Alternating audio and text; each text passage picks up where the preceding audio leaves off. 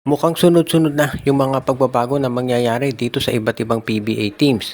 Bukod dito sa pagpapalit ng coach ng Titan Ultra at Blackwater, meron naman ngayong mga reports na baka itong Terra Firma ay palitan na rin itong si Ronald Tubid. Ang balita kasi parang temporary lang daw yung posisyon ni Tubid bilang head coach at nag-iintay o naghahanap lang ang Terra Firma ng pwedeng ipalit dito. At ngayon daw ay mukhang nakahanap na ang Terra Firma at meron na raw sila mga kandidato na pwedeng ipalit kay Tubid. Kabilang daw dito sa kinokonsidera nila ay itong si dating Blackwater coach Ariel Vanguardia, si dating Magnolia coach Chito Victolero at si Chris Gavina. Kabilang lamang daw yan doon sa mga options na kinokonsidera ng Terra Firma na pwedeng ipalit dito kay Ronald Tubid. Kung sakasakali, magiging pang ilang coaching change na ba to ng Terra Firma? Ang sabi nga nung karamihan, kahit naman sinong ilagay mong coach dyan, kahit si Tim Cone, kung ang policy ng Terra Firma ay hindi magbabago, wala pa rin mananalo dyang team. Ibig sabihin, kahit na sino ang ilagay mo sa Terra Firma, kung ipamimigay yung mga draft picks at yung mga top players nila, palaging magiging kulelat pa rin ito. So iyan ngayon yung aabangan natin na gagawin ng Terra Firma na pagbabago. Kung sakasakali nga na mapalitan si Tubid, ano naman kaya ang gagawin ng bagong coach niya? Magte-trade kaya ulit? Sa ngayon kasi itong Terra Firma, kahit na busy dito sa kanilang ginagawang preparasyon, ay marami pa rin ang naniniwala na magkakaroon pa rin ito ng tinatawag na changes pagdating dito sa kanilang lineup. Lalo na at yung balita na ito ibebenta nagpapatuloy pa rin. So iyan ngayon, yung matinding balita dito sa Terra Firma at sa PBA na baka meron na namang coach na mapalitan at huwag na tayong magulat kung biglang bumalik nga ito si Chito Victolero o kaya si Ariel Vanguardia at ngayon naman ay hahawakan nila itong koponan ng Terra Firma Jeep. Napag-uusapan yung mga teams sa PBA, merong mga fans na nagsasabi na panahon na raw siguro para itong SM Group of Companies ay sumali na sa liga. At maraming kumpanya SM na pwedeng gamitin para pagsali sa PBA kabilang na ang BDO. Kamakailan lamang merong lumabas na balita dito online sa social media na ito raw BDO ay pinag-iisipang bumuo o sumali o bumili ng sariling team sa PBA. Kung pag-uusapan naman yung capacity, walang duda na kaya ng BDO bumili o bumuo ng team. Kahit 3 team kaya niyan dahil syempre ang may hawak niyan ay ang C family. Kung sakasakali, tutulong nga dito sa PBA na magkaroon ng isang team katulad ng BDO dahil syempre matcha-challenge niyan yung duopoly ng SMC at MVP Group. Kung sakasakali na itong si Henry, yung C family ay magdesisyon na sumali sa PBA, itong BDO pwede yan bumuo ng team. Kung bumuo ng team ang BDO, dadami na yung mga koponan sa PBA at yan ang gusto ng mga fans. Pwedeng gawin ng PBA, gumawa sila ng dispersal draft para mayroong makuhang players kaagad-agad yung BDO. O di kaya, ang pwedeng gawin ng BDO, kumuha sila, mag-request sila na sila makakuha ng mga top picks sa susunod na draft at pwede rin na kumuha sila ng mga players mula dito sa MPBL.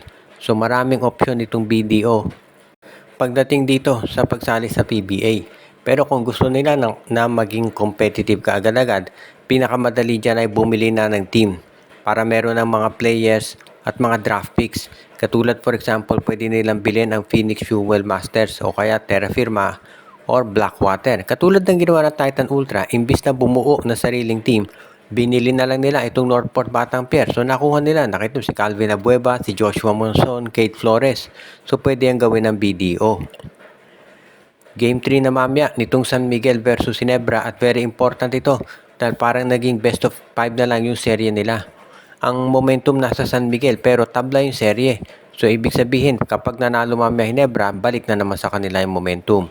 Ang naging problema dito sa Ginebra nung Game 2, nakita natin na inatake ni Jeron Teng yung depensa nitong si Scotty at si RJ Abarientos. Kasi ang laki ni Jeron Teng bilang isang point guard. So nagkakaroon ng mismatch pagdating sa poste. Iyan ngayon yung problema na kinakailangang resolbahin ng Barangay Ginebra. Bukod dito kay Jeron Teng, ang isa pang naging problema ng Ginebra dito sa Game 2. Wala silang nakuha dito sa kanilang bench. Ibig sabihin, hindi katulad doon sa Game 1. Ang San Miguel doon ang problema dahil hindi nakapag-contribute si Jericho Cruz, Don Troliano at yung iba pa nilang mga players. Hindi nga ginamit si Teng doon sa Game 1. Dito sa Game 2, Nakalimang players na double figures ang SMB, samantalang ito namang Ginebra walang nakuha dito kay Ralph Koo, Norbert Torres at Jason David, yung mga players na nag-step up nung Game 1. Yan mismo ay sinabi ni Coach Tim Cone, kaya kinakailangan maging mas produktibo yung bench nila. Pangalawa, nakatatlong sunod-sunod na 20-20 itong si Junmar Fajardo, 20 points, 20 plus rebounds. So kinakailangan makahanap ng Ginebra ng paraan para mapigilan yan. Medyo mahirap talaga yan dahil given na mahina yung frontcourt ng Ginebra, kaya nga kinakailangan talaga na mag-step up o mag-double team itong sila Scottie Thompson kapag sabihin na nating binamama ni Junmar Fajardo itong si Japet Aguilar at si Norbert Torres doon sa poste. Kaya kinakailangan talaga kung ikaw ang Ginebra, maraming maayos na bagay. Unang-una kinakailangan makontrol mo yung rebounds.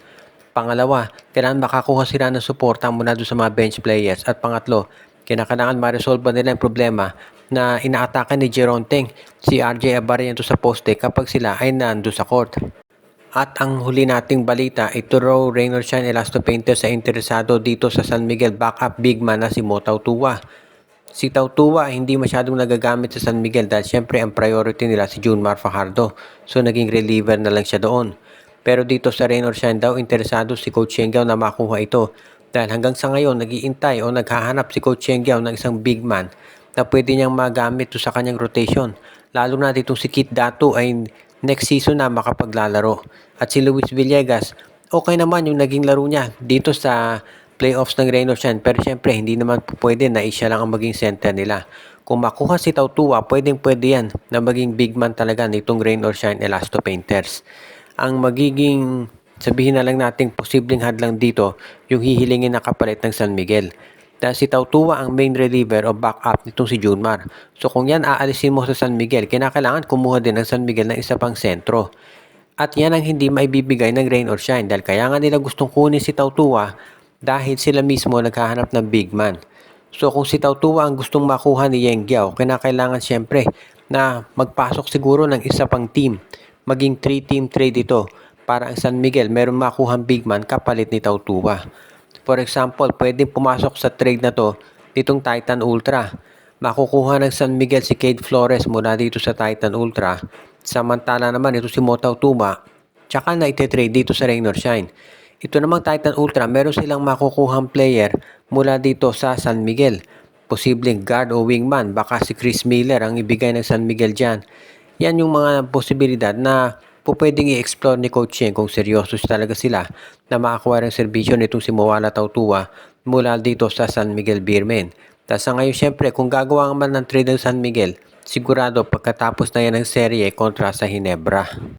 Binabati natin yung ating mga taga-subaybay na sila Joshua Giray, Espejo at Rosales family, Simon De Guzman, si Jonel Alagon, si Dexter Domer, si Malyari Mascarinas, si Katsakino Dukusin, Ireneo Salangsang, si Enju, si Anthony Alon, si Ronald Berbosidad, si RG Bueno at ang iba pa.